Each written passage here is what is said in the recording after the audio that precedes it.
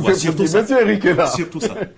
Non, moi je pense que le fait que l'élection soit inclusive et que tous les candidats soient retenus, ça va déjà apaiser 50 ou 60% du climat. Le deuxième challenge serait maintenant la commission électorale, parce qu'il y a des incongruités au niveau de cette commission. On a des femmes qui ont 400 enfants, on a des mamans qui sont moins âgées que leurs enfants. Il y a des aberrations qu'il faudrait absolument revoir. On vous dit que 70% de ceux qui figurent dans les listes électorales il y a des suspicions là-dessus.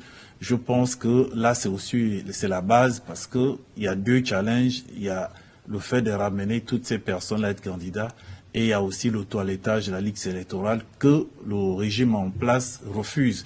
Ils disent qu'ils vont faire le toilettage après l'élection, parce que la Constitution dit que ça doit se faire une fois par an, comme ça ne précise pas le mois, et ils ont décidé de le faire après l'élection présidentielle, ce qui est une aberration, parce que quand on fait le nettoyage de la liste électorale, c'est justement pour permettre des élections qui se fassent sans contestation, et pour permettre aussi au nouveau major de pouvoir s'inscrire sur la liste électorale. Comment vous allez faire encore un nettoyage après l'élection présidentielle, qui est la principale?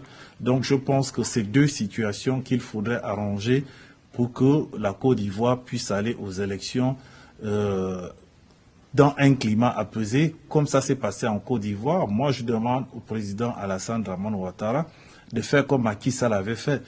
Diomaye Faye était en prison, Ousmane Sonko était en prison, il a amnistié tout le monde, et c'est ce qui a permis justement à Diomaye Faye d'être candidat, parce que s'il n'avait pas fait cette loi-là, même Diomaye Faye, Ousmane Sonko serait encore en prison jusqu'à présent, il n'y aurait pas eu cette élection. Roland